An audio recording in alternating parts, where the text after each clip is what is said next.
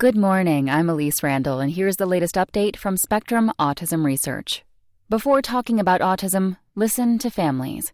By Shannon Desrochas Rosa. I take a deep breath before reading any article, popular or scientific, about autism. I steel myself because most of these stories paint people like my curly-haired autistic teenage son as burdens to their families, as changelings or enigmas. I love my son Leo fiercely and consider him none of those things, so these stories hurt. My adult autistic friends are even more pained than I am by these puzzlingly negative portrayals. Part of the problem is that in the mainstream media, researchers do not have much opportunity to directly describe their own research. Even when a journalist interviews a researcher, the core scientific message may get lost or misrepresented if the two parties do not accurately grasp each other's goals. Still, in many cases, autism researchers do have control over their message to the public. Most have the best intentions, but their goals don't always translate into the types of benefits that autistic people and their families need most.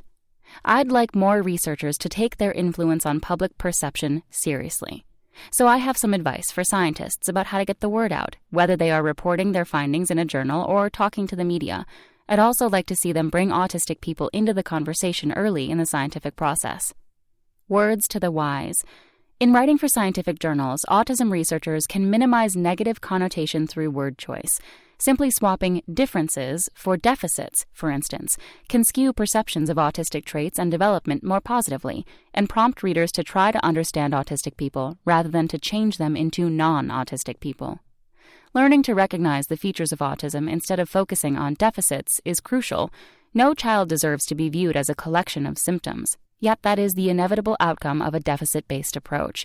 In need of repair was how autism experts initially conditioned me to view my son, an outlook I now regret. Leo is no less lovely for being immune to normalization. Terms such as high or low functioning and mental age may be convenient clinically, but they interfere with accurate perceptions of abilities and disabilities. To quote Laura Tizonchik in Autism Mind, high functioning means your deficits are ignored, and low functioning means your assets are ignored. I would prefer that scientists choose terms that focus on meeting the needs of autistic people instead, such as low and high support, instead of those more judgmental words. Blurring the lines. For researchers speaking or writing about treatments in scientific venues, it is important to pinpoint the problem you are trying to solve. Do not say you are treating autism if your treatment applies to another condition that is merely related to autism. It's true that autistic people have higher than average rates of epilepsy, gastrointestinal issues, and anxiety, among other health issues, but those conditions are not intrinsic to autism. It's not accurate to describe people whose epilepsy or anxiety, say, is under control as less autistic, when in fact their autism is unchanged. They are instead happier, healthier versions of their autistic selves. Blurring the lines between autism and accompanying conditions also opens the door to peddlers of unhelpful or even dangerous cures.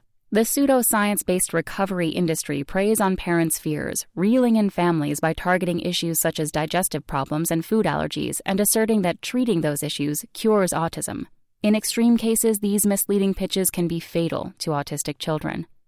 Please avoid terms such as recovery. Mounting evidence supports the idea that autism is prenatally wired. So unless there is some way to completely undo that key wiring, people labeled as recovered most likely remain autistic, but have simply developed skills for passing as non-autistic.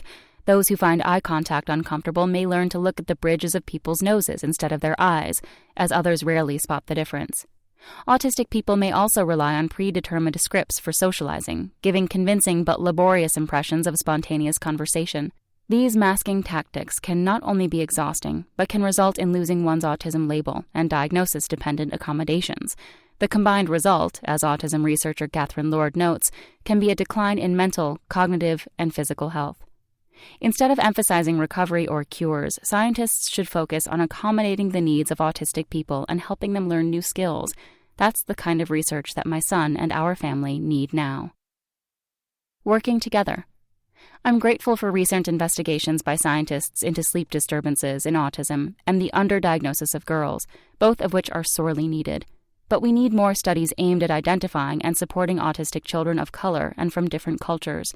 We also need to better understand why repetition-based approaches can derail autistic learning, and what that means for drill-based approaches such as applied behavioral analysis. We need systematic screenings for visual or auditory sensitivities that can impede classroom functioning. We also need a revolution in support strategies for autistic people with alternative communication needs. I'd like to see more researchers consult and partner with autistic people to direct research according to the real-world needs of those who may benefit from it. Many autistic adults are raring to talk to researchers not only because of their own interests, but also because they want to guide the conversation so that today's children do not live through traumatizing attempts at normalization. Guidance from autistic people about therapies is not hard to find, as they often opine publicly at conferences and in print. They may talk about the perils of normalization therapies, why food aversions need to be understood before they can be addressed, how their visual or auditory processing can change over time, and why eye contact should not be a major focus, so to speak, of therapy. Researchers could transform the lives of many autistic people by exploring, verifying, and spreading the word about these perspectives. If more researchers keep autistic people and their families in mind as they describe and direct their studies, everyone involved would benefit. I look forward to the day I can approach the autism research literature with excitement instead of trepidation. That's all for today. Check back next Monday for more content from Spectrum Autism Research, or go to spectrumnews.org.